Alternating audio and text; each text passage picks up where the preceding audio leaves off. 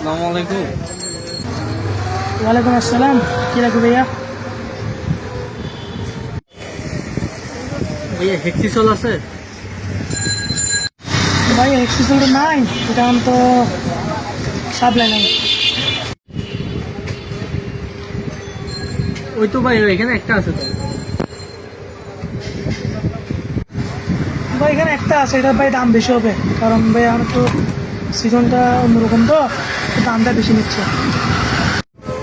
ভাই টাকার কোনো সমস্যা নাই, আপনি দেন না। আচ্ছা ভাই ধরেন নেন, 200 টাকা দিন ভাইয়া। কি বলেন ভাই, এখানে তো 140 টাকা এমআরপি আছে, আপনি কি বলতেছেন? আমি তো এই কারণে বলছি আপনার এক্সেল নাই। আমি তো প্রথমে বলে টাকার সমস্যা নাই, দেন ভাই। পরে ওরা দামাদামি করতে, আবার জিনিস দাম বললে তো তর্কাতর্কি করে না, আপনি শুরু করছেন এরকমটা। আর আরে ভাই কি বলেন, এর দাম যাতে তা নিয়ে যান, বেশি দরকার কি, দাম যেটা আছে এটা নেন। আমরা তো ভাই মাল কিনতে হয়, আমি সিজন দেখতেছেন, আমি করোনা চারদিকে করোনা বেড়ে গেছে, কোনো জায়গায় শীত খালি নেই।